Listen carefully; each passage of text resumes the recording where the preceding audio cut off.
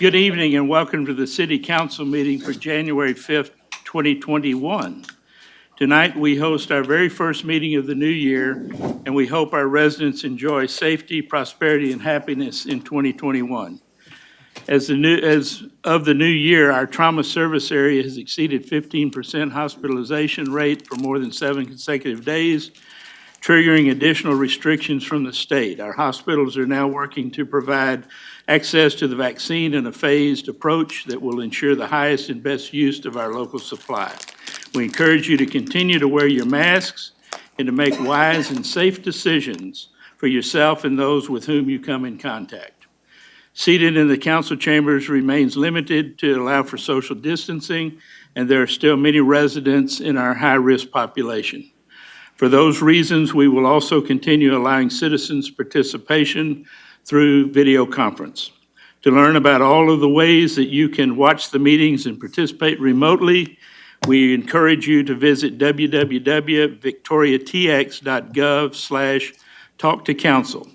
There are many options for how you can participate in our meeting tonight, ranging from watching on TV or speaking in citizens' comment through Zoom. At this time, Madam Secretary, will you please call the roll? Yes, sir. Councilman De La Garza? Present. Mayor Pro Tem Solis? Here. Councilman Bachnight? Here. Councilwoman Scott? Here. Councilman Young? Here. Councilman Lofgren? Here. And Mayor McCoy. Here. We have a full quorum of our council tonight, and I will now open our meeting with the pledge. Pledge allegiance to the flag of the United States of America and to the republic for which it stands, one nation, under God, indivisible, with liberty and justice for all. As always, we want to welcome citizens here tonight to either observe the meeting, participate in the meeting at the appropriate times, and we always want to include our citizens and appreciate their involvement in city government. We'll move on into communications. Mr. Garza, are there any announcements tonight? Good afternoon, Mayor and Council. We do not have any announcements for this evening. Okay, we'll move into public and employee recognitions. We do have one proclamation tonight. So would you please read? Yes, sir. Whereas the mission of public schools is to meet the diverse educational needs of all children and to empower them to become competent, productive contributors to a democratic society and an ever-changing world, and whereas local school board members are committed to children and believe that all children can be successful learners, whereas local school board members work closely with parents, education professionals, and other community members to create an educational vision we want for our students, and whereas local school board members are responsible for ensuring the structure that provides a solid foundation for our school system, and local school board members are strong advocates for public education. Now, therefore, I, Raleigh McCoy, do hereby declare my appreciation to the members of the Victoria Independent School District Board and proclaim the month of January 2021 School Board Recognition Month.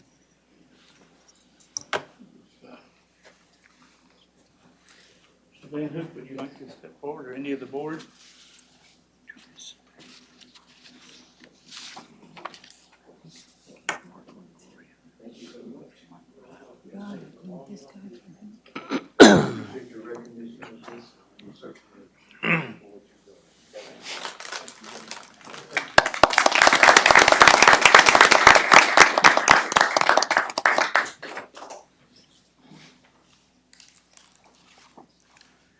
Sir, if you'd like to say a few words on the microphone, that'll be okay. Yep.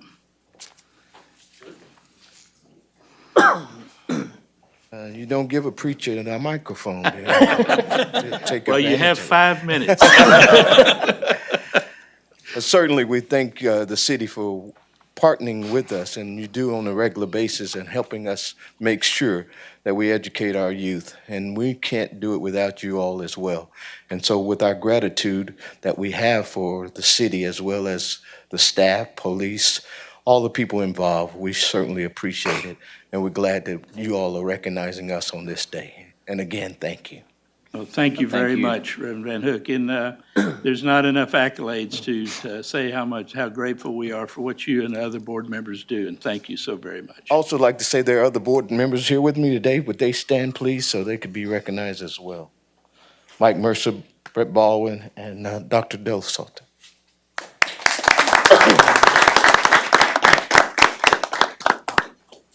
And our superintendent would be here, but he's on a call as well, and he had 2 assignments at the same time, but he sends his regards and so also his gratitude. Well, send our thanks to him as well.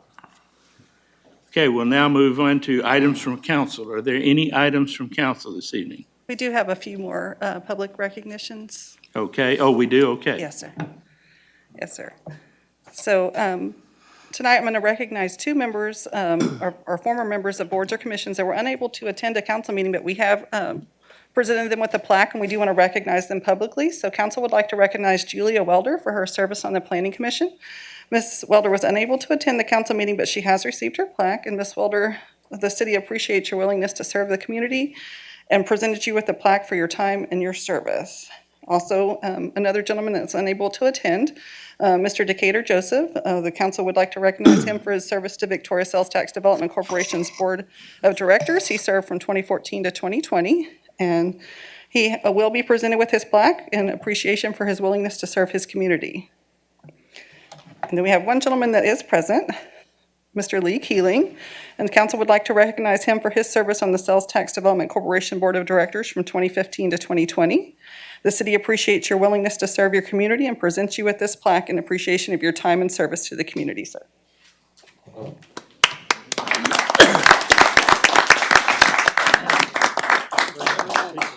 Would you like to say anything, Lee? Mayor and members of council, thank you very much for this recognition. This was something that really didn't need any recognition because it's a very exciting time to be involved in the sales tax organization. I really am excited about the changes in direction that the organization has made and will be making in the coming years. And we'll look forward to all that it's going to be able to do for the betterment of our community as time goes by. And I appreciate the opportunity to have been a part of it and hope to perhaps again one day. Thanks very much. I appreciate it. Thank you, Mr. Keeling, for your service. Very much appreciated. Okay, I think that wraps up the recognition. So now I'll go to items from council. Go ahead. Okay. Well, this is a little bit early in the year, but there was an article in the paper about a house that caught fire because of a firecracker that was set off. And I believe that there is an ordinance, or I believe you can't set off firecrackers in the city limits without it being a violation. So I'm wondering whether come the end of November or mid-December, we could have a city manager report or some type of a report reminding our public, or I don't know, maybe we should look at the 4th of July first, come to think of it. But sometime in the future, a reminder that's timely about that. I've also heard from a constituent that I'll talk to staff about, but I just wondered if we could do that. Absolutely. We'll work on putting together a formalized public communication marketing campaign for that, and we'll present that to council. Thank you. Right. Any other, Dr.? Yeah, Mr. Mayor, has nothing really to do with city business, so to speak, but I did want to share my personal experience with the COVID vaccine. I received mine about 2.5 weeks ago. I know there's concerns, and everybody certainly has their own rights and thoughts about making their decision in regard to a vaccine. It's nothing I took lightly at all either. I did take the first one, the Pfizer one, about 2.5 weeks ago, and I'm scheduled to get my second shot on Friday. I had minimal arm soreness. Other than that, absolutely no other side effect. Now, that's just my personal experience. But I know that there's a lot of information out there, and I did not go into it lightly either. I obviously had some trepidation, kind of thought about letting other people be a guinea pig first as well, but through some talking with peers of mine who are even more on the front line than I am, listening to them and their stories and stuff like that, I figured it was in my best interest and for communities to take it. And so that was, again, my decision to make, but I think it's important that me being probably one of the first ones out here receiving it, that I share my experience with you and the public. We appreciate that very much because it's so very important.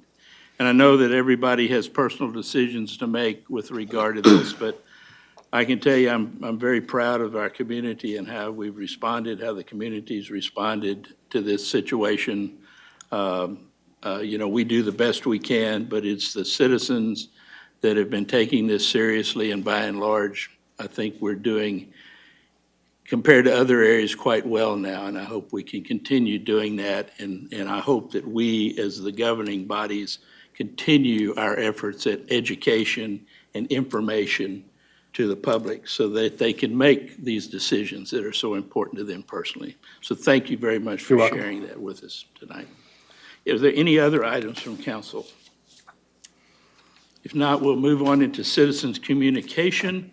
Tonight, as a reminder, citizens' communication may be done either in person or through video conference. We would encourage anyone who has had any recent exposure to COVID-19 or those who may be at high-risk population group to make use of the video conference option. These instructions are again available at www.victoriatx.gov/talk to council. Comments will be limited to 5 minutes in duration and will be received by audio only. There will not be an opportunity to provide any presentation or visual materials either in person or by video conference. Please remember to silence any cell phones, televisions, or other background noise so that we can clearly hear your comments. It is generally the practice of the City Council not to respond to comments made during this time, but city staff will be available to follow up as necessary. And I might remind anyone who is here to perhaps speak to items with a public hearing, please reserve your comments until that time. I do have one card tonight from Mr. Vanderoe. Yes. Michael, if you'll please step forward, sir. Hi, Mr. Mayor and City Council and the rest of the staff. We have lots of criminal activities in the trailer park, and someone tried to burglarize my trailer. They were trying to bust down the door, and I called the police, and he seen the police and took off running, and the police backed up and they caught up to him. And then shortly thereafter, Officer Garcia came, and I put a trespass warning on him, and they got all the information. The big problem we have in the trailer park is drug dealers. They come and make quick stops. They stay like a minute. They get their product, then they go. And this goes on 24 hours a day. In the daytime, at night, they even park in my parking spot. I have to put concrete pylons out, so they can't park there. And I don't know what to do about it, but this is nothing new. In 2019, the trailer park manager got busted for drugs 3 times. And in June, July, and August, and they just now got a grand jury indictment, and he will be going to court, and a misdemeanor charge for unlawfully carrying a firearm. But we just have lots of criminal activities, lots of problems with drug dealers, and I don't know if we need patrols or something in the trailer park, but things are getting worse. And the main reason I came because they drop off all these people, and some of these people have mental problems, and they want their drugs. And I don't deal drugs or sell drugs. He was underneath my trailer looking for stuff. I have a bunch of rotten wood underneath my trailer. I don't have nothing, and I'm going to finish up the skirting tomorrow. But I just wish someone could look into it and see if they could develop some plan. And also they pop fireworks in the trailer park. And I heard a house got burnt down because of fireworks. No one knows if it's because of fireworks, but the 4th of July is over, Christmas is over, New Year's Day is over. There's no reason to be popping fireworks or playing music loud to celebrate it's a new year, and so there's no more holidays coming up except Valentine's Day. And I just wish someone could make police patrols or something. And the police have made plenty of arrests in the trailer park. It's not like they're not doing their job, but it takes a while to get a grand jury indictment and all that kind of stuff. And, we have plenty of people on felony probation, and they don't follow rules. They do what they want, and that's just the way it is. And it's not going to get any better, but it is what it is. But thanks for listening to me, and Happy New Year for everyone. Thanks. Thank you, Mr. Vanderoe. We appreciate your comments. Okay, are there any other people present who want to speak tonight? Seeing none, is there anyone online? Seeing none, we will now complete citizens' communication and move on to items with public hearing.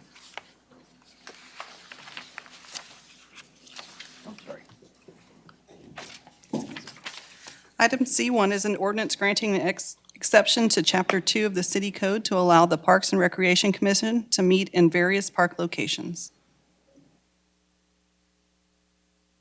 Good evening, Mayor and members of the council. No, I'm not the Parks Director, but I'm here to talk on behalf of the Parks and Recreation Commission tonight. The commission is seeking to do a tour of all of the city parks at their January meeting, which takes place a week from yesterday, on the 11th. And in order to do that, they need to post their meetings in accordance with the Open Meetings Act. And that's going to create a problem for them. Where's my clicker?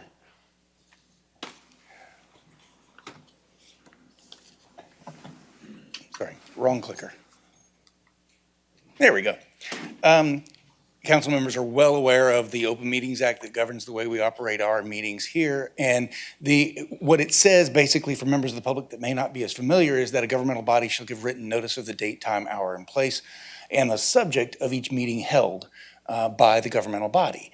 And so, of course, there are other obligations on the board, such as you cannot discuss things that are not properly posted at that meeting. Interestingly, state law, the Open Meetings Act, does not apply to the Parks Commission. So why are we here asking for an exception?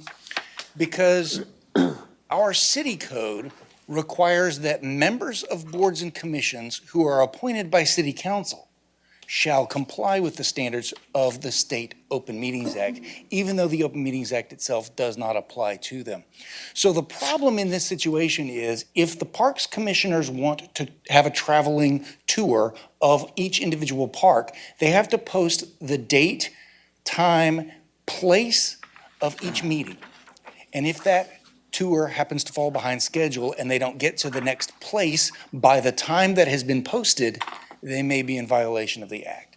And so we're seeking an exception from the local code so that the parks commissioners do not have to follow state law for this meeting. And I just reiterate, the state law provision that's in blue on the screen does not apply to the Parks Commission because they are merely an advisory body. And so we are only asking for an exception from city code, not from state law.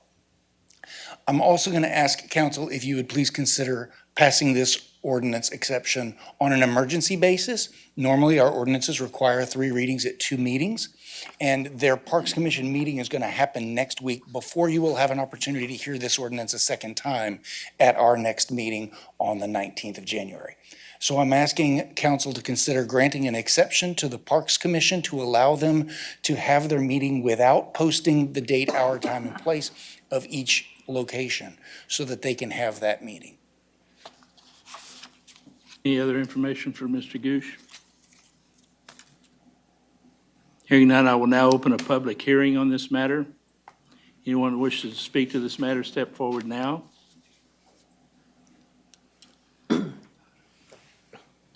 Mayor, members of council, just very quickly, let me just mention that this is something that we've chosen to do kind of in connection with the master planning effort that's going on now. And I think we've met with the planning contractors, the people who are going to help us with the planning process. That meeting went very well, and we're looking forward to being an effective aid to those people as they proceed with the planning process. And this will help us. This will help us a great deal to get the commission out into the field and looking at the parks and trying to address some of these issues. And so we'd really appreciate your assistance with this. Very much. Are there any other comments from people in the audience tonight? Seeing none, Mr. Foote, is there anyone online to speak to this matter? Hearing or seeing none, I will now close the public hearing and entertain a motion. And does that motion have to declare it an emergency? No, the motion is simply to adopt the ordinance that's presented in your packet, which does itself state it Thank you. as an emergency ordinance. Thank you. I move we adopt item C1. Second. We have a motion and second on item C1. Any further discussion? Hearing none, I'll call for the vote. All those in favor say aye. Aye. Opposed, same sign. Thank you very much. Thank you, Mayor and Council. And before I sit down, by the way, I want to mention Lee Keeling, who stood up to speak. The general public may not know him as the president of the Parks and Recreation Commission. So that's his interest in speaking on that item. But I do want to ask Mayor and Council if you would consider me bringing back a amendment to the city code to eliminate that provision out of our code. There are certain boards and commissions that state law does not apply to. And within our city, that is typically advisory bodies, like the Library Advisory Board and the Parks and Recreation Commission.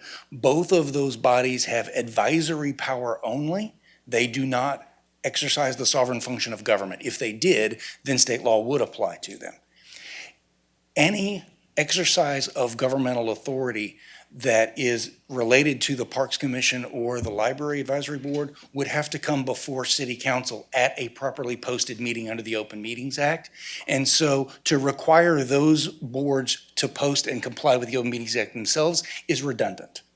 And so I'm just seeking feedback from council about whether you'd entertain me bringing back an amendment to the code to eliminate that provision so that we don't have to ask for exceptions in situations like this in the future. If that were done, Mr. Gooch, is it still possible through our practice and our policies to still post the meetings even though they're not required under law to be done so, and do it more on an informal basis as a policy and not an absent? Yes, sir. Deal. In fact, the software that we have set up for the agendas for this meeting is also set up to handle the meetings for the Parks Commission and the Library Commission, as well as our other commissions like the Planning Commission and the Building and Standards Commission. And so all of those meetings get posted online in the same location to make it easy for our citizens to find out what's going on. And I'm not recommending that we change that policy. Thomas, what about the commission that we're just starting, the Tourism Board? Would that be part of that, they would have to still go with those laws? That's correct. That is also an advisory body. I don't expect that body to exercise sovereign functions of government, and so I don't expect state law to apply to that board. We would continue to post their meetings as if they were, but we would not be, putting them in a situation where they might accidentally or inadvertently be violating the law. I'm not for changing it. There's so much more besides posting for standards for opens meetings, and I don't want to relax it. This is the first exception that's come before us in probably 7 years, 8 years. That's what exceptions are for. It's not to make it the rule. And so I don't see any reason it's been working right. Everybody knows when meetings are. Everybody has a chance to participate in the meetings. They can't meet somewhere else unposted, can't meet in a quorum somewhere. Same standard should apply.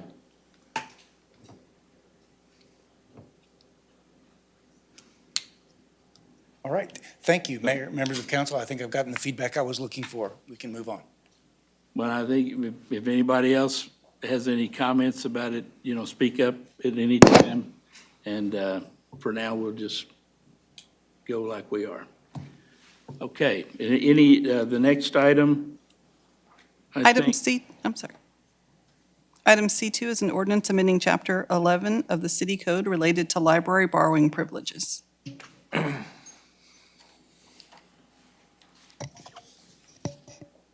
Good evening, Council. This evening, I'm bringing forward some proposed ordinance changes to Chapter 11 of the City Code, and wanted to, okay. The last time that this section of the City Code was updated was in 1979 and 1997, respectively.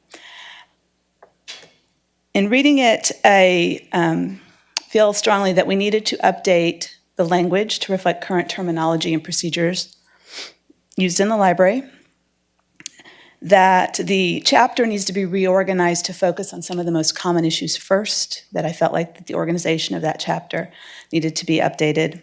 And we needed to tighten up our timelines for resolving the problems that are listed in this section of the code. So I'm bringing forward several proposed changes. One is establishing the procedure for obtaining the library card and the replacement fee. There is also an update of overdue, lost, and damaged material responsibilities for the card holder. And then we're clarifying the policies on that suspension of the card or the card holder's ability to use the library. And there's also a little change to the appeal procedure of if someone is upset about being suspended or has some questions and concerns. As far as further action, if this is approved, our library policies would be updated to reflect changes in this ordinance. Our library website fine and fee sections would be updated also. And library fees, as we have in the past, will continue to be reviewed periodically with proposed changes brought to council for approval.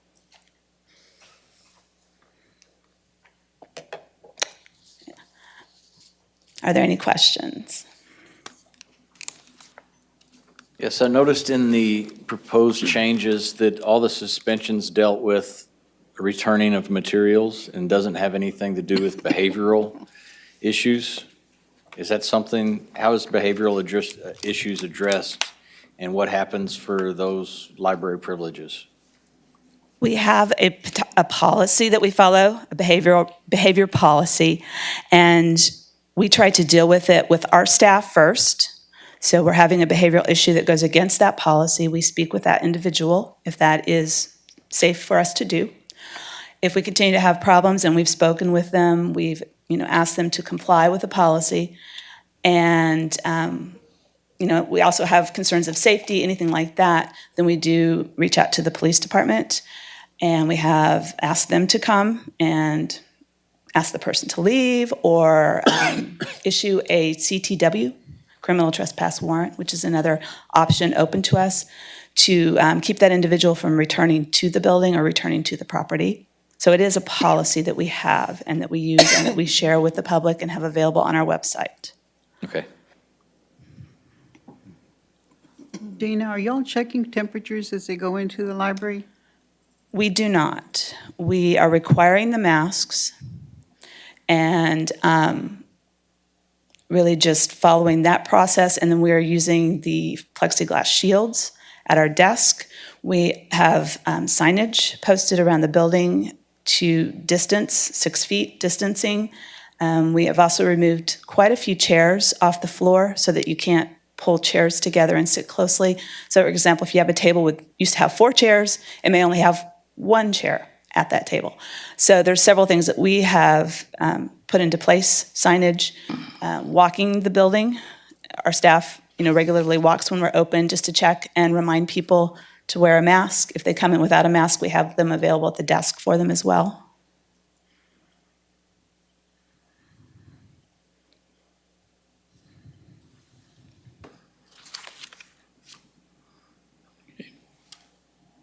Thank you for looking at it. It looks like it might be time to be reviewed. Yes. And I'll just make a brief comment that, we're happy to reassess the process going into the library. One of the reasons why the decision was made to not was partly because of staff. Originally, when we were checking temperatures when people were coming into city facilities, it was staff that was physically doing that. And at the time, there was such a backlog to those freestanding check yourself items that it wasn't an option for us to do that at that time. But we can reassess and see if that's an option for us now. Well, because of the increase in cases, I'm asking about, the safety not only of our staff, but also the people coming in to check books out and stuff. Yeah, happy to reassess that. Thank you. Thank you. On that subject, I think those automatic ones, I know for some reason I've been through a lot of them lately. And the one at the Welder Center tends to be the quickest and most accurate one that I've used. So we can just go take theirs then. So, It's just right across the street. Yeah, that's Borrow it and take it back. You have to have somebody there. not really. Does the machine say, warning, warning, stop, don't let this person in? Or- It'll advise, but you don't need a direct involvement from the person. They can stand But that's what I aside. mean, It'll though. even tell you to wear your mask, because this morning I pulled my mask down and said, wear your Right. mask. Yeah, and we have some So, that we've received, and so, in any case, we'll look at it.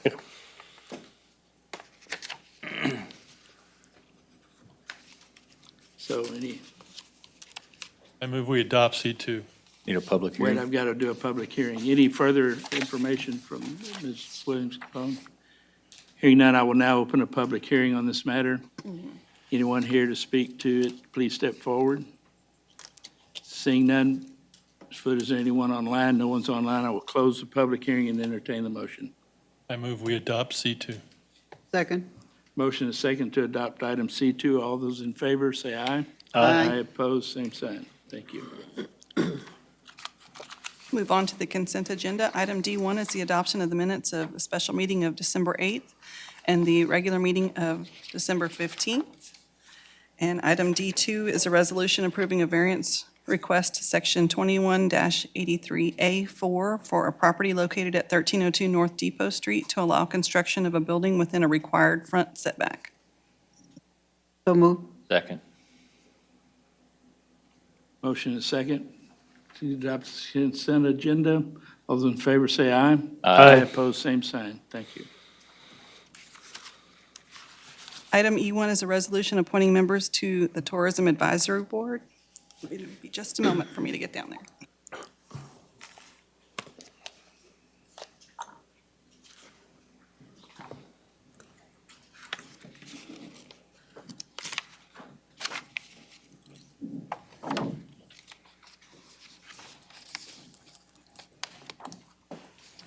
Good evening, Mayor and Council. Tonight's resolution will appoint the remaining 7 voting members of the Tourism Advisory Board. The presentation is available if you would like me to go over it again. If you're comfortable with it, we can move on to the actual voting for the 7 members we need to appoint. Okay, so on the dais this evening was set a packet of ballots. So I do ask you to write your name on the ballots, and because council cannot vote by secret ballot, you do need to write your name. The ballots will be available for review in my office. After the voting is concluded, Angelina will pick up the ballots and tally them. The individual or individuals with the most votes will be appointed to the available positions on the board. If we have a tie, council will be asked to vote between the applicants with the most initial votes. So the first appointment up for consideration is a representative of the University of Houston, Victoria. There's one position available, and there were several applicants. So if you'll please circle the name of the person that you wish to appoint to represent UHV on the Tourism Advisory Board.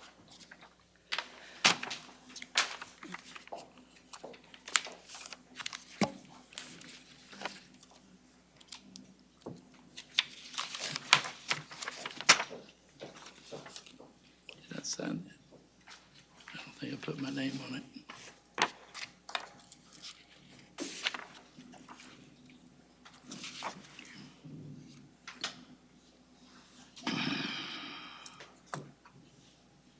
Just a moment while we tally those.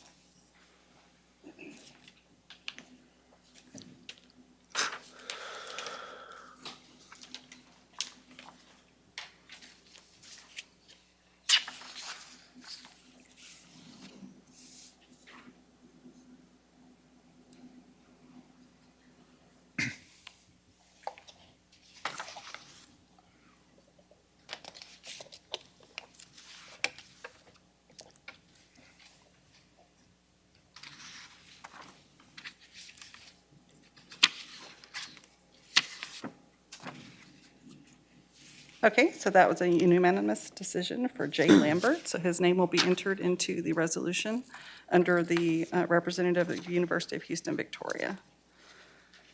And the next appointment up for consideration is representative of the Historic Preservation. There's one position available and 3 applicants, so if you'll please just circle the name of one person to represent Historic Preservation.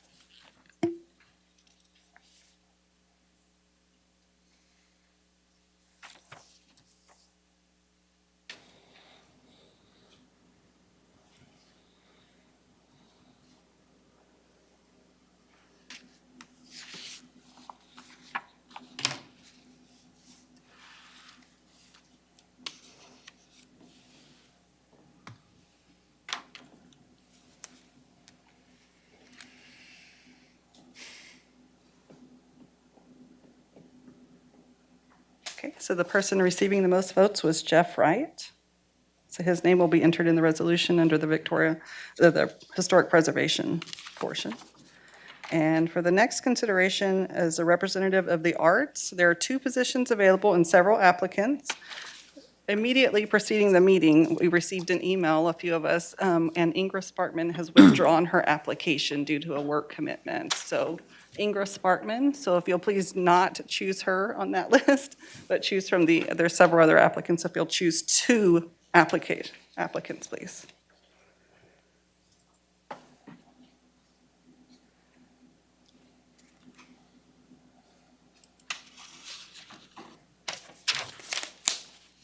If you can understand my chicken scratching.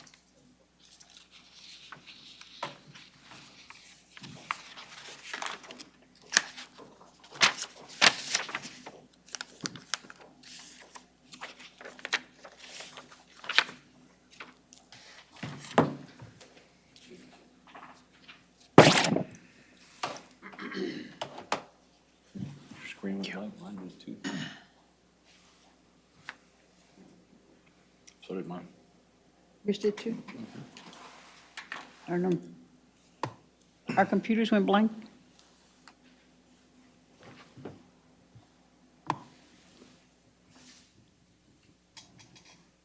It goes on, but then you see? I think I must have. No signal. Power. No.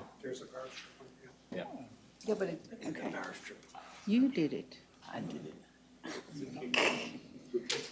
Didn't feel it.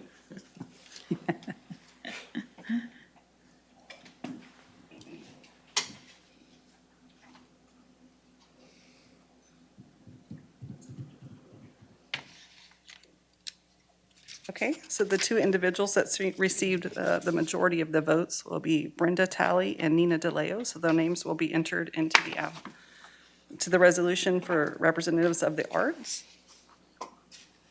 And one more. The last appointment up for consideration is representatives of the lodging and accommodations industry. There are 3 positions available, so please circle the name of 3 individuals that you wish to appoint out of the 4 that are available.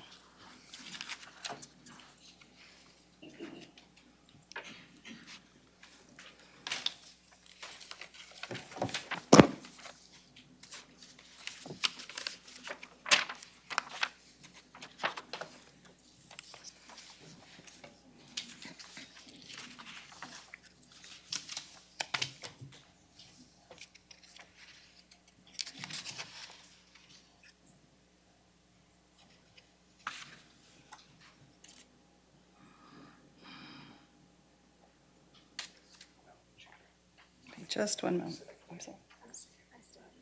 Okay. I can grab it when she's done.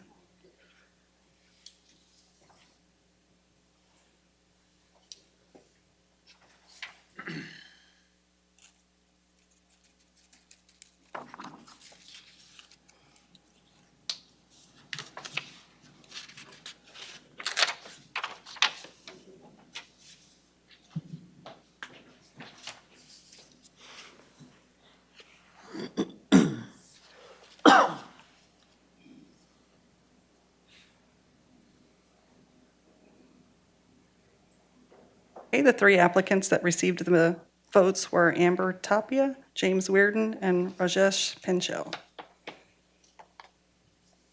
So their names will be entered on the resolution for the lodging and accommodation. So that will complete our resolution.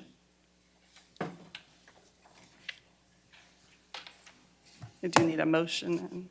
I move we adopt item E1 with the names voted on by the A council. second.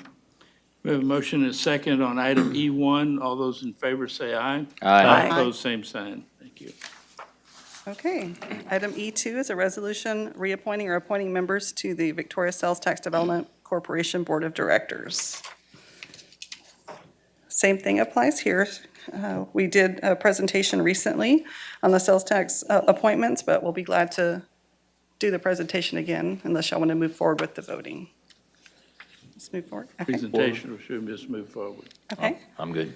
Move forward, please. One of the positions must be filled by a council member, and currently Councilman Bouknight holds that position and does desire to be reappointed, and the other two positions must be filled by citizen representatives, and we received 6 applications, 5 of which were sent in on the original deadline, and the last one came in after the deadline when there was an extension done. That was the one for Brian Olkeen. But all the applications were included in the packet. So if you'll please, first, the consideration would be if you want to reappoint Mr. Bouknight. I'll make a motion to approve Second. Mr. Bouknight.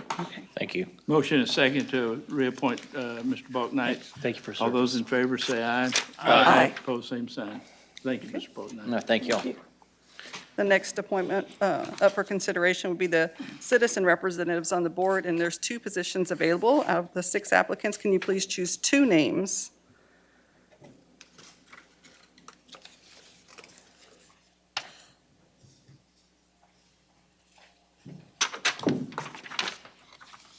Thank you.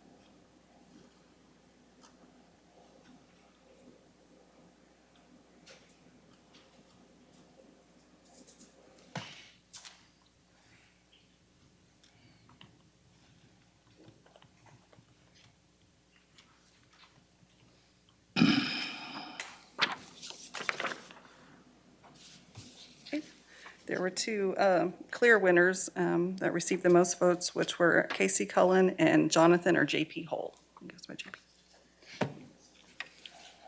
So their names would be entered into the resolution with Mr. Bouknight's. So I move that we adopt this ordinance or this. Resolution. This appointment with the names of Jeff Bouknight for council representative and Casey Cullen and Jonathan J.P. Hall for citizen representatives. Yes, ma'am, thank you. Second it. All right, we have a motion and a second on item E2. All those in favor, say aye. Aye. Opposed, same sign. Thank you, Ms. Silbert. I'll read item 3, so you don't have to wait for me. Item E3 is a resolution creating an intergovernmental relations committee of the city council.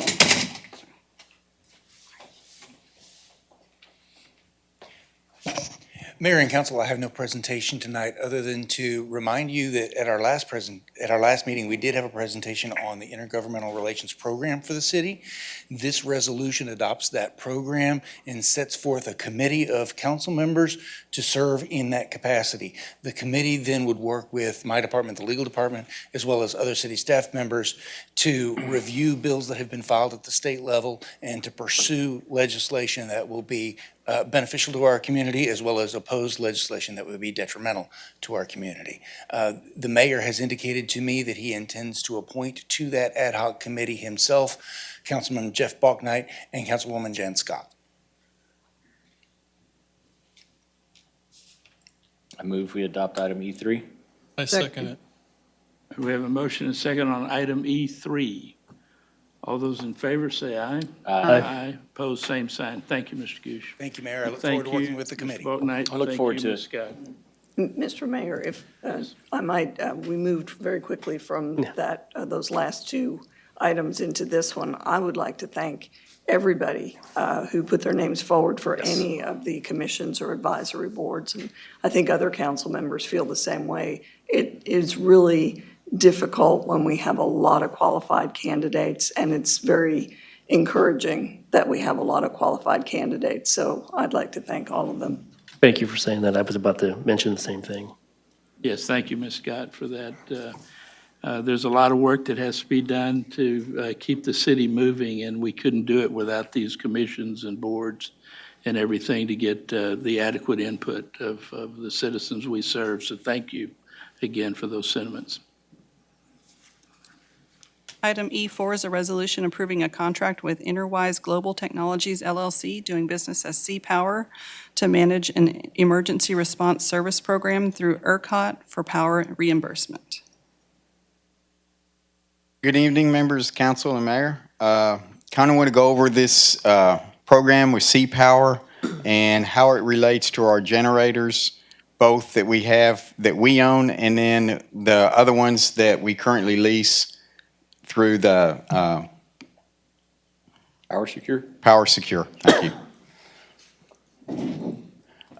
Little background, during the generator procurement, Resolved Energy contracted with the city to review the reimbursement programs through ERCOT, which is the Energy Reliability Council of Texas. They have two programs, ERS and an LS program for reimbursement of load shedding and power generation during the high load events, such as if it's 120 degrees here in Victoria, they're going to ask us to reduce our load into the power grid. And that's what this is all about. It's a nationwide thing that a lot of other communities, even big businesses, are working with through these power companies. It requires our generator to be enrolled into their program to get the reimbursement. And the surface water plant load combined with excess generation provides the greatest payout in the ERS program. And that generator right now is a 1,000 kilowatt generator. A little bit of background with CPower is they have the similar agreement with Power Secure. That's how we got involved with them. They're managing CPower's program through the ERS and ERCOT. The agreement with CPower manages the participation into the program between the city and ERCOT. It meets the protocols required by ERCOT, and the CPower provides testing of our reliability to load shed or power generation from the generator. ERCOT requires that when they call, we have 30 minutes to get that generator online and show that we can meet their requirements as far as the load shedding and pulling the power off of the grid. CPower manages that reimbursement to the city that we get from ERCOT. And the other things that I want to kind of touch base with that gives credence to why we need a management company such as CPower is ERCOT requires that they have a 24-hour operational desk so that at any time of the day they're called, they call us. They have to have telemetry through ERCOT to connect to their system. They have certifications and requirements, hardware communications that are required by ERCOT. The PUC requirements is extensive because CPower is actually being brought into that power grid. So they want to make sure that they are reliable, they have their staff, they're certified, and they also have to be a qualified scheduling entity. So there's a lot of things that these companies have to do to meet that ERCOT system. The contract terms, it's a 3-year contract, and in the next one, we've added a clause to renew for an additional 2 years, so it could go up to a 5-year contract. The city receives 80% of the reimbursement, and CPower receives 20% for management. They're estimating that our reimbursement would be about $42,780 a year, and CPower's management fee would be $10,620. They use conservative estimates on the power and load shedding.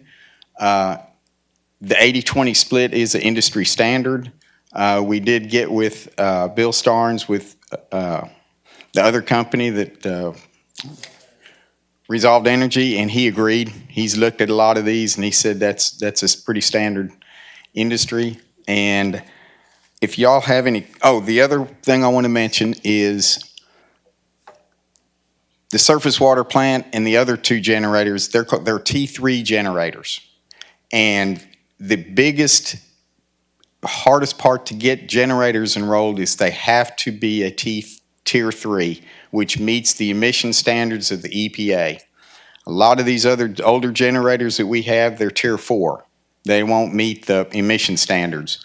And for whatever reason, that is one of the stickling points of getting a generator entering into the program. And we're just fortunate that those three of our biggest generators are in the Tier 3. And I have a couple of people that are online, just in case you have questions with CPower. James Vasquez, who was instrumental in getting this program going. Joe Hayden, Raymond, and Michelle are all available if y'all have any questions. Probably a question more for Gilbert. Yeah, Which fund does the reimbursements go back into? Questions for? I remember a while back, we got the lease with Power Secure. We're paying them over $100,000.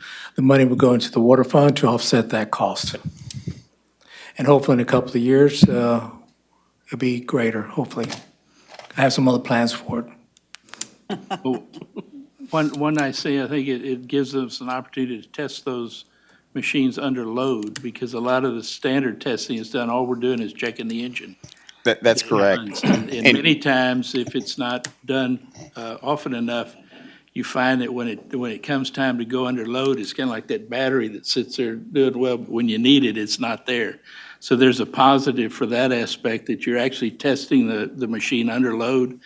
But I think when we do get to a point in time where we offset these, if we're going to get into a program like this, some of that money could go back into the maintenance and/or capital funds for refurbishing these generators, because the downside is the more you run them, you're going to wear them out sooner. So that's something I think for y'all to work at on staff to make sure that the money's used wisely and really put back into keeping something going that we truly need. We all understand all too well why we need generators. That's correct, Mayor. Just as a refresher course, when we first started into the Power Secure years ago, we had a plan in place. Once we get the lease, we plan to buy these generators out within 1 or 2 years, and then recoup all this money where it goes back into the maintenance of the generator. Yes, you're right. It takes some time and efforts with that. But it's been working out so far great, and we expect revenue to go up higher. I think these numbers are very conservative. And one thing I'd like to mention too that ERCOT will do for us is, because that 30-minute window was short, they're going to have practice runs with us where we have ones where we're told they're going to do it. And then I've asked them, hey, throw a few at us where you don't tell us. We just get the call and we got 30 minutes. So we want to be sure our crews, our staff are backed up and we have it meet the requirements. Another item. Need some work Mr. Foote needs to look into on something. If it happens unannounced, if we have enough APC power backup to not interrupt some of our computers and things in a changeover. I don't know what buildings they serve. It's probably not as critical at the power plant, but those could happen during the switchover. We do have some generators. At 700 Main, we have a generator. Of course, at our radio communications towers, we have generators. The newest generator is going to City Hall. But the other generators we do have in place already are not Tier 3 capable. And we are talking to CPower. We're looking at all the generators, even, just to make sure if we can get the community center and the police building, and the goal is you got to have a certain amount of power generation, and if we can tie those together, it's possibility we can add that in. Thank you. But they're on top of this, and they're looking to get as much as they can because it behooves them. They get 20%, of course. Another thing to point out, Ken, you might want to add, correct me if I'm wrong, the same company that's doing this one also managed to Power Secure generators too. I mentioned that in the beginning, but yes, that's You didn't- correct. I didn't hear that, sorry, I apologize. And they also have a lot of contracts like this across the country.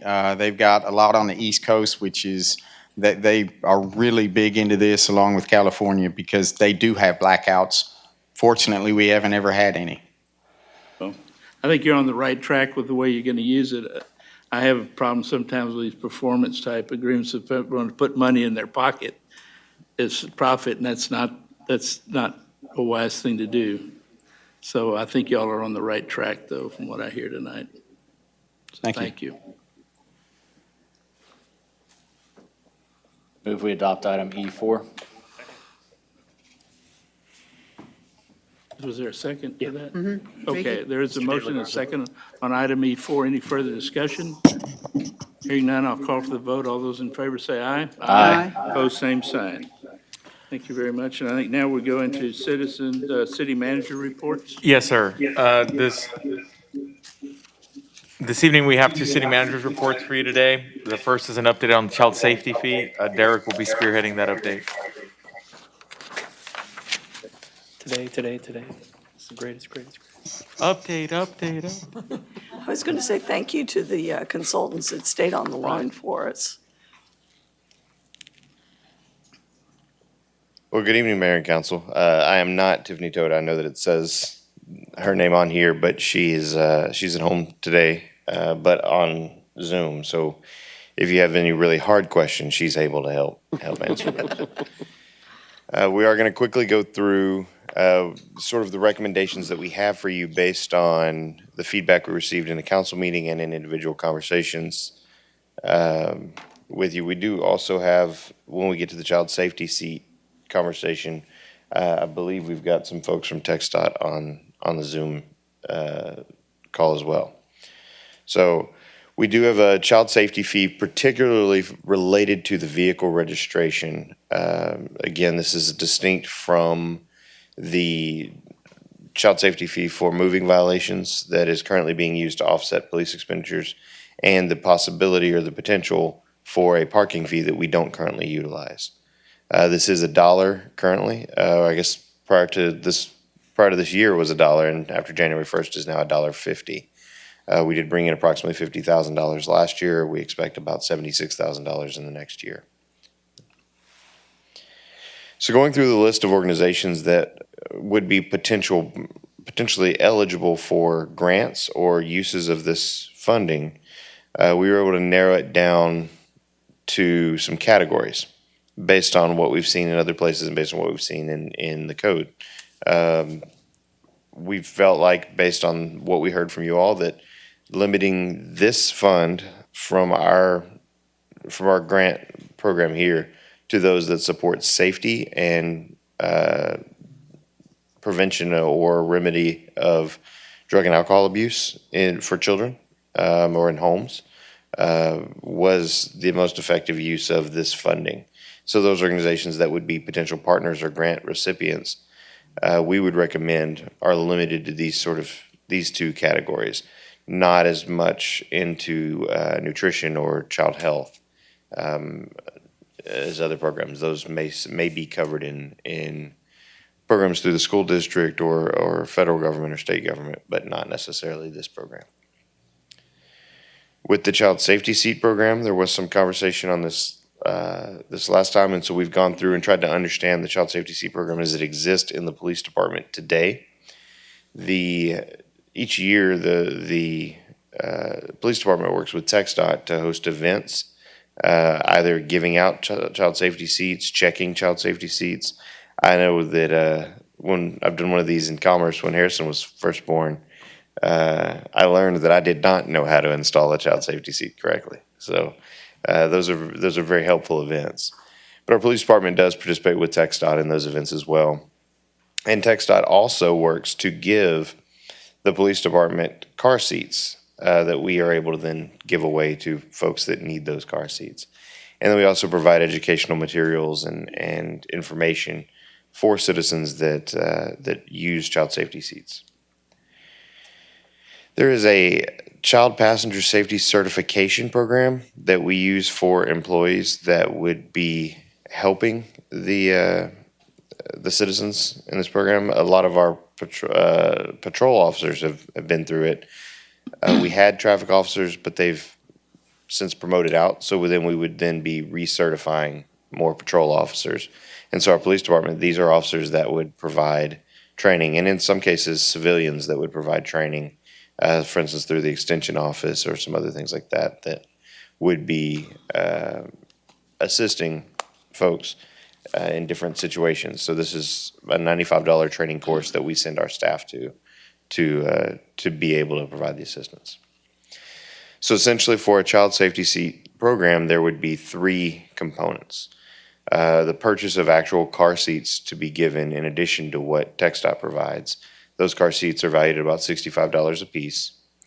The ability to send additional staff and personnel through training at that $95 a person level. And then the development and I guess distribution of educational materials as well. So that would be all of the components that go into a car seat program based on what we would recommend. So dividing these funds up, then we would recommend, based on our conversations and feedback that we received, 60% of the funds going to partner agencies, 20% of those funds going to a child safety seat program for those 3 components that we just outlined. And then roughly 20%, because this is the first year, going to a fund balance program that would allow this program some sustainability to go into the future. So this program, unlike, say, the hotel tax, is more stable because it's based on a vehicle registration and not necessarily an amount that fluctuates. But the fund balance would allow for expenses earlier in the year when we haven't yet collected those funds. So. Finally, for the partner eligibility in the grant program, we felt like there were sort of 3 areas where eligibility could be determined.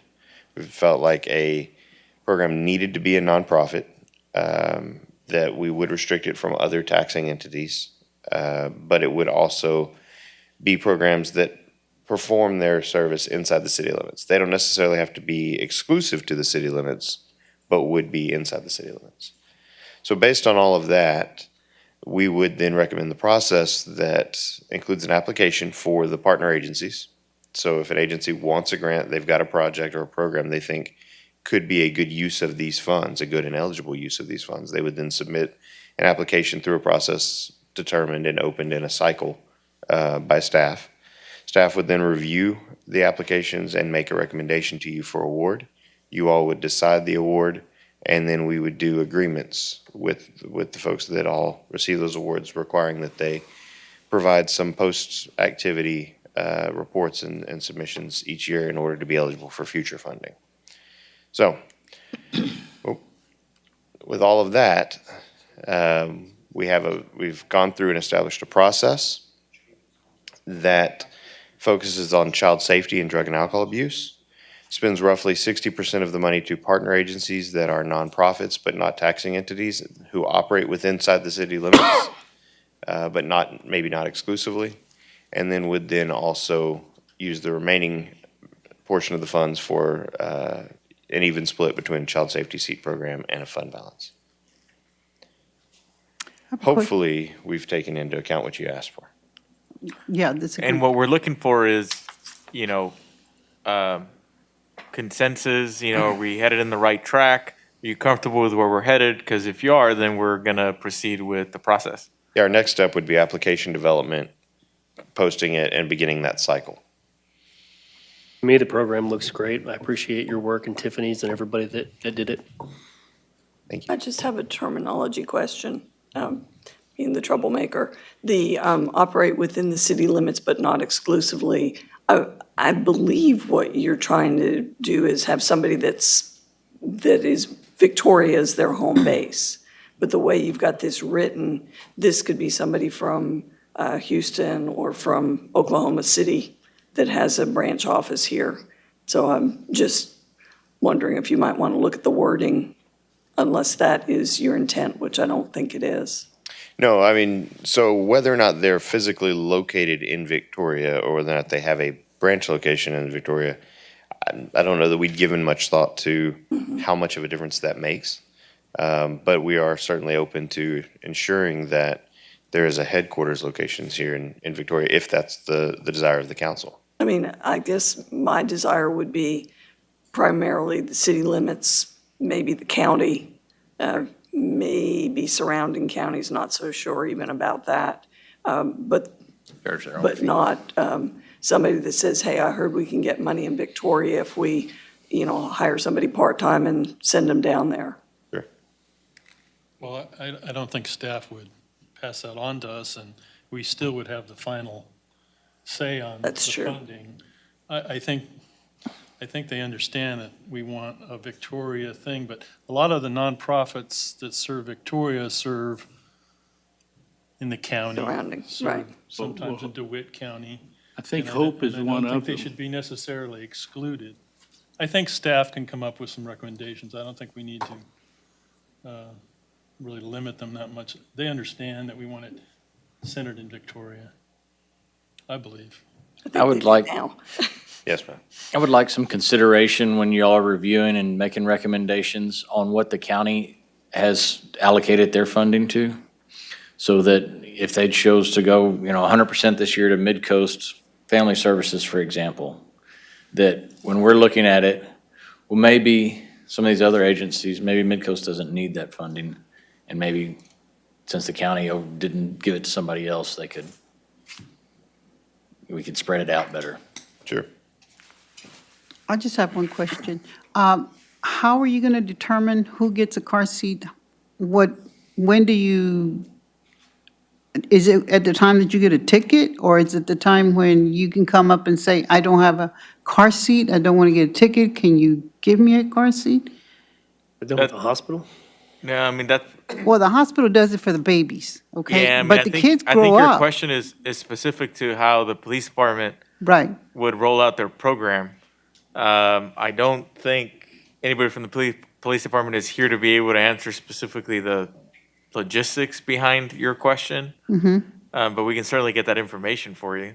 Yeah, because, I mean, I understand the hospital gives you one, or, if you don't have the means when the baby's born, but the stages that the child has to go through, it uses a different car seat, Right. depending on the weight and the age and stuff like that, so. I'm learning that right now. Oh, good. You might This need is to for take your that training information. course.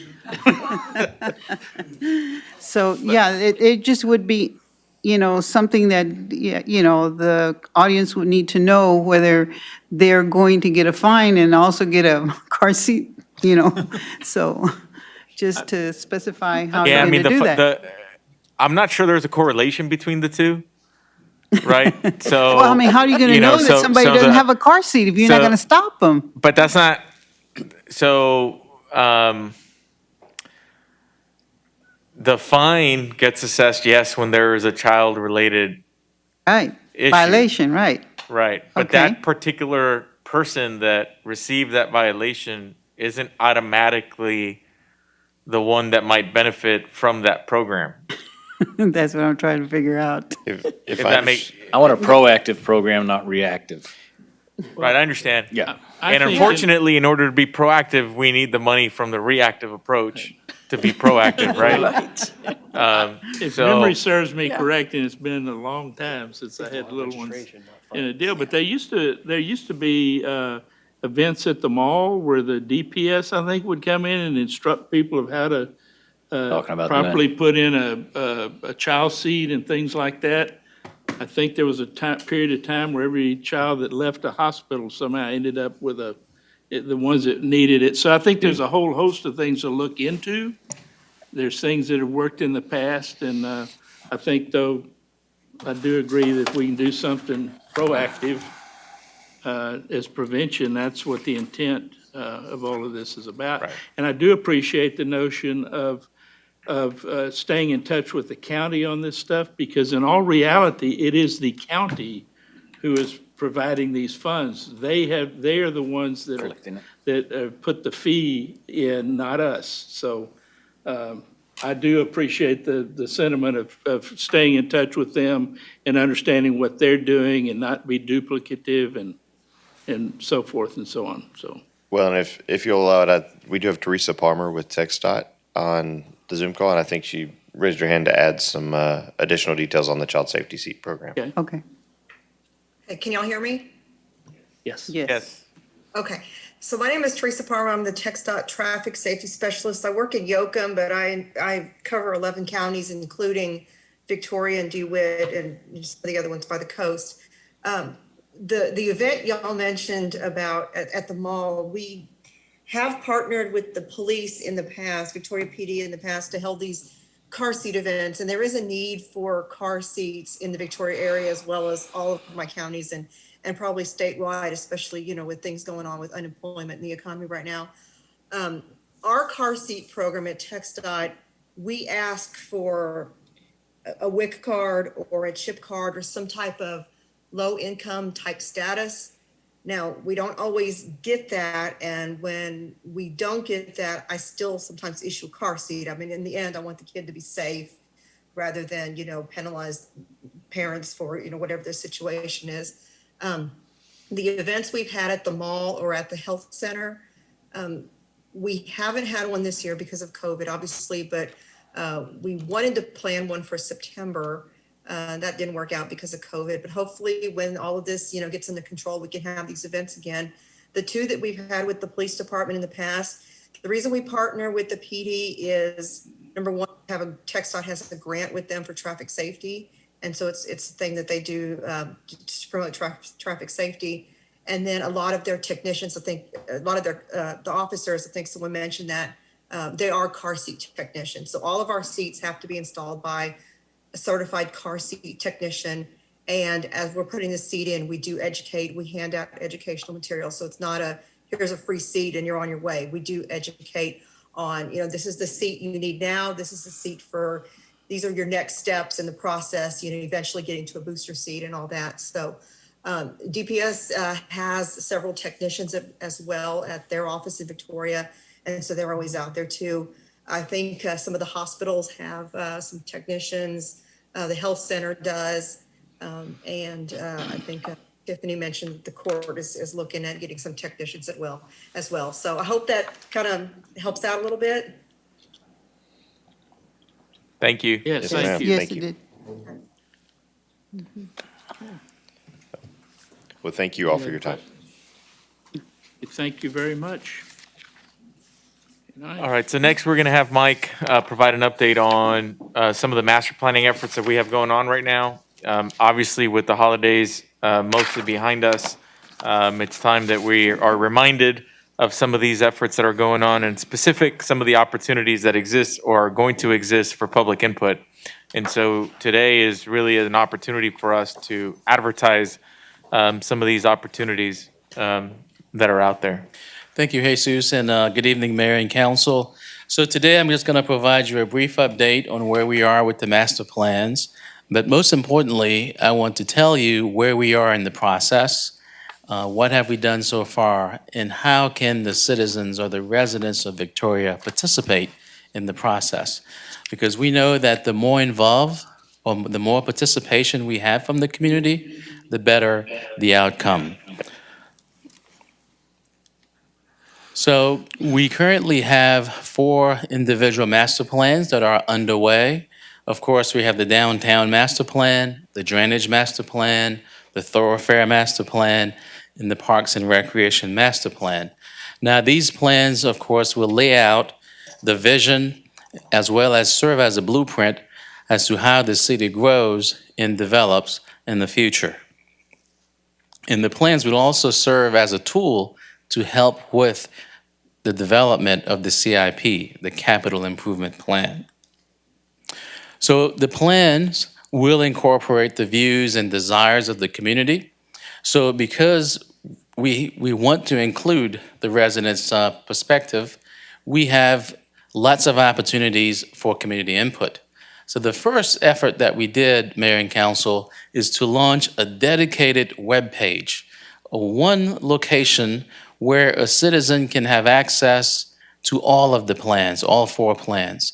So the intent is to share information and provide opportunities for residents to get involved. And this webpage is victoriatx.gov/masterplans. So again, we encourage our citizens to go to this webpage to get all the information they need on all the 4 master plans in terms of the status, who's involved, the timeline, and so forth. The second thing is the Technical Advisory Committee. So we have a committee for each of the master plans, and they include local experts, interested citizens.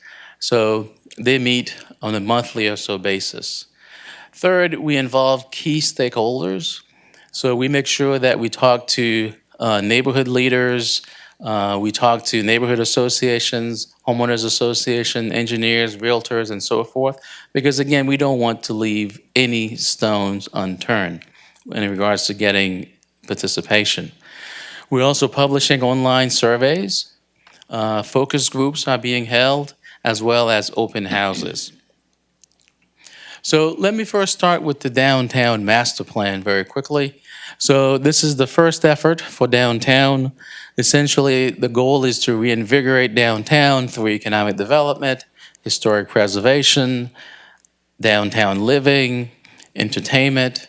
So we have hired a consultant. Friesen Nichols is the consultant, and this is an 8 to 9 month process with adoption scheduled around August 2021. So what have we done so far? So this, the scope of service has essentially 6 core tasks. So we are currently in the first 2 tasks, which is the public engagement, where we have held kickoff meetings, walking tours of downtown. The steering committee or the advisory committee met on December 9th. For the first time, we've launched an online survey. In the second task is the condition analysis that we're currently doing, market analysis of downtown, and also GIS mapping. So in terms of opportunities for public input, January 26th is the second advisory committee meeting, and we launched the interactive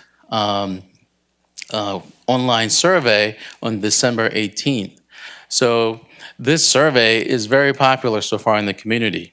So far, 354 residents have completed the survey. We also have open house event coming up in March. May, we have a second open house event. In June, we have a second online survey. So this is all to encourage citizens to participate in the process. Again, the more involvement from the community, the better the outcome. So before I go to the next plan, Mayor and Council, I would like to ask Danielle Williams to come forward and essentially walk us through the online survey so we can let the community know how to complete the survey. Is that link on the master plans page? Yes, it Okay, is. so people don't have to Yes. write these numbers down. And It's she all- will show you. Good evening, Mayor and Council. Real quickly, I'm going to take you to the master plan page, if I can get my mouse to work here, and then I'll show you how to get to that link.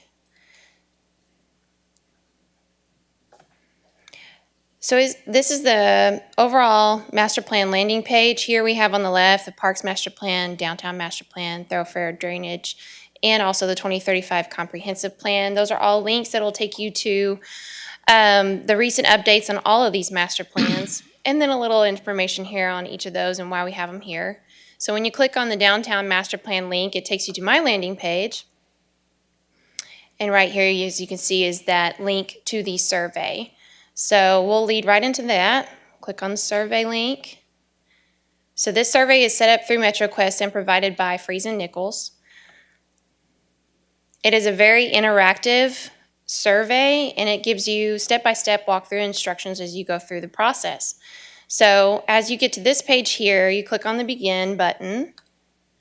And at first and foremost, you're going to prioritize what you feel is most important in our downtown area. And of course, see here you have your instructions. So I'm gonna just really show you how to move these things around and animate the instructions that are explaining it here. So if I click on more, it gives you some other instructions and hit start.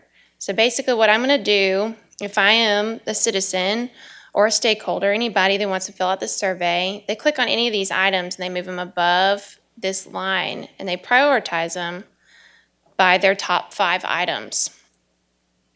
Once you've selected your top 5, and I'm just putting them up there, you can see they're numbering them 1, 2, 3, 4, and 5, but you can move them around as well to renumber them so that you have your top 1 as entertainment, nightlife, or however you want to position those. Each one of these have a separate tab in the next window when we go to issues and ideas. So when I click next, it's really going to break it down and you're going to dive down deeper into each of these areas. So click more and start as you read the instructions. And down here at the bottom, you rate your support for entertainment and nightlife activities in downtown. So you go here, then you click on this next one, and you go down these next little buttons and rate each one. Then, once you're through there, it'll take you to your next priority, and you do the same process there, and so forth and so on.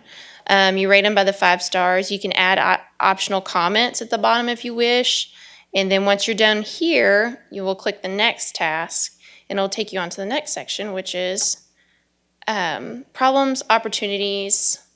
Wait a minute, did it take me to the wrong one? Here we go, issues, yep, okay. So this is an interactive map. If you want, you can actually pinpoint different areas in the downtown of what you want to see more of and add comments, or if you have a safety concern in a particular area, let's say, for example, let's see, De Leon Plaza, we'll just drop it right here. You drag and drop, you tell us what problem, opportunity, or if you have an idea that you have here, and then you type in, I have a problem with XYZ in this area, you know, whether it be skateboarders or graffiti or any of that, you type that in there and hit submit.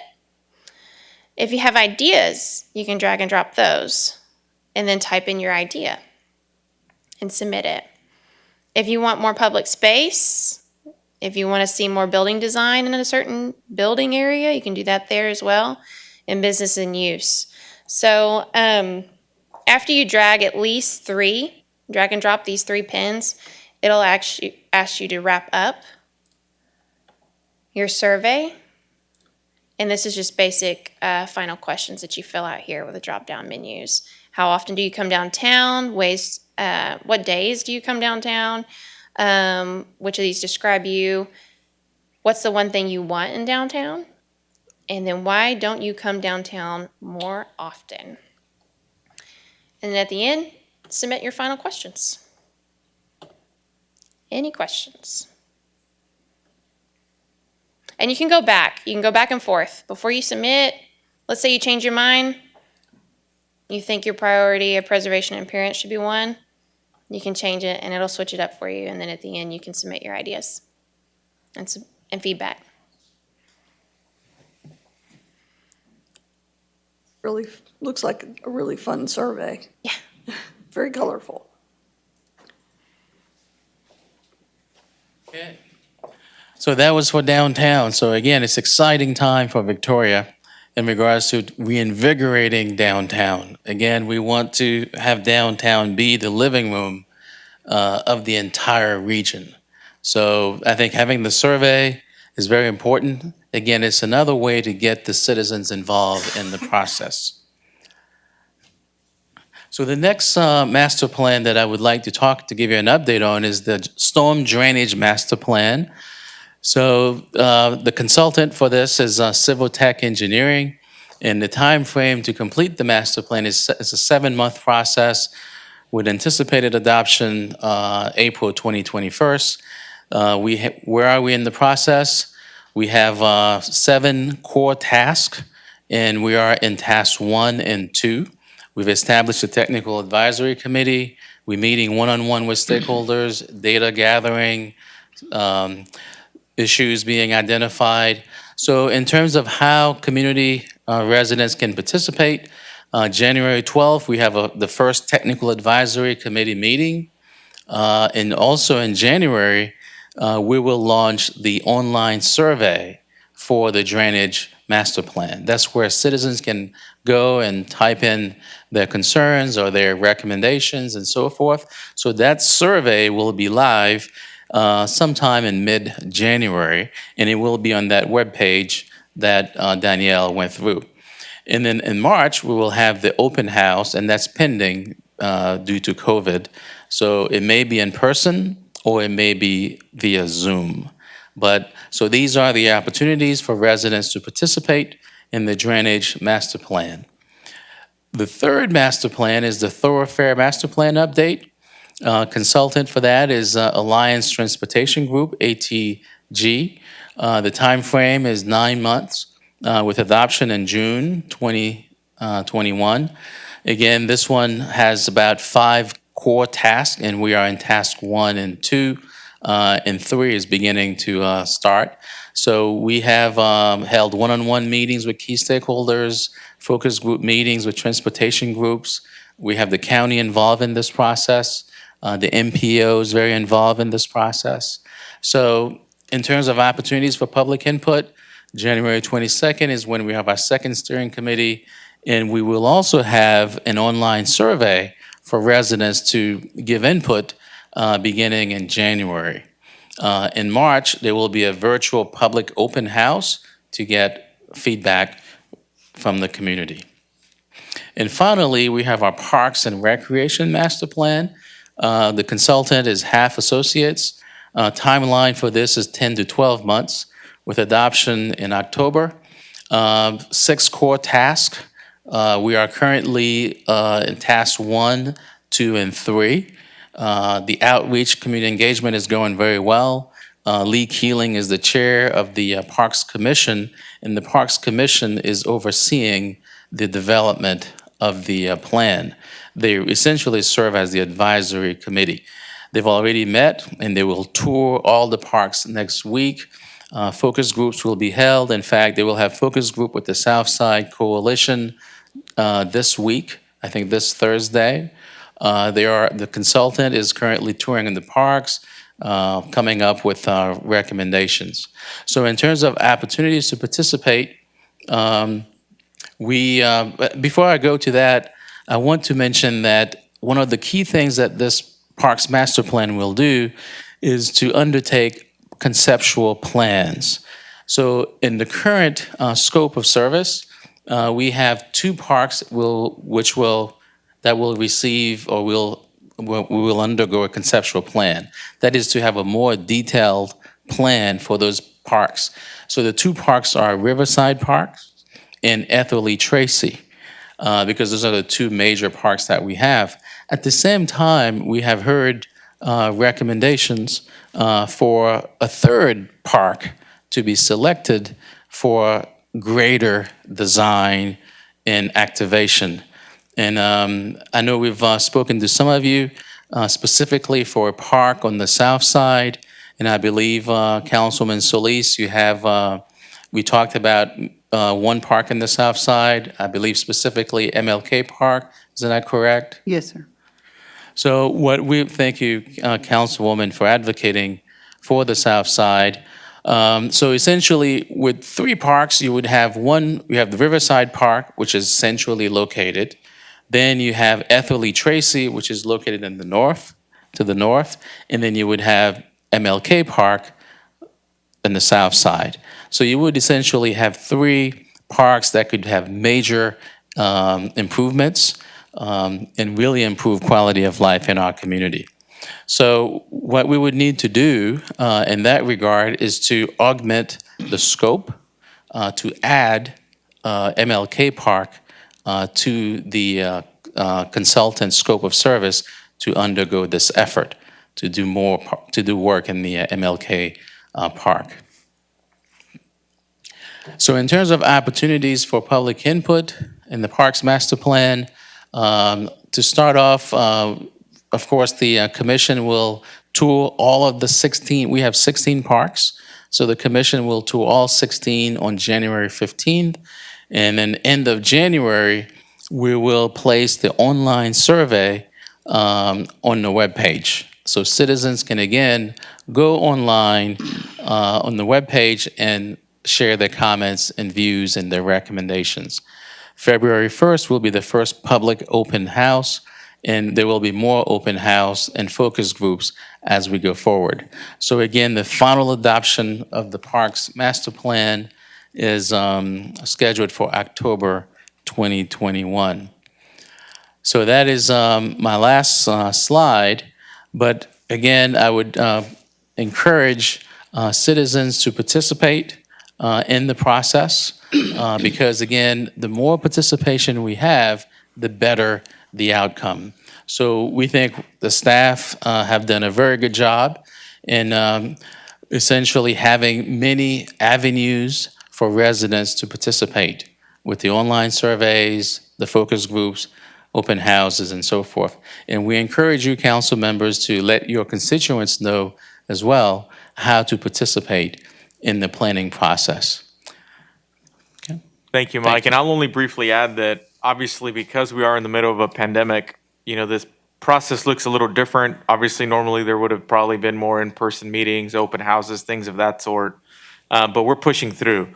And so I think it's important that council's aware and the public is aware, quite frankly, that we have not, for lack of a better term, allowed this pandemic to slow us down from continuing to push towards planning for better amenities for our residents. Because I could tell you based on, articles that we read or just colleagues in the profession, many communities have just stopped doing a lot of programming or a lot of planning because they're so caught up with, the moment of the pandemic. And so I'd like to commend staff and obviously thank council for your support and allowing us the opportunity to continue to push through so that hopefully, a year from now, 2 years from now, we look back on 2020 and 2021, we all feel proud that we didn't allow the pandemic to slow us down from any of this. So, thank you. Thank you.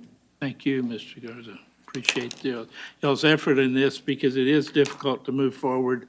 But I think there's are ways to continue life in a safe way and a responsible way. And I think y'all are doing everything you can to do that. And it's very much appreciated. Those are all the reports we have for this evening, Mayor. Okay, then I believe our business is concluded and we shall adjourn. Bam. It's one of the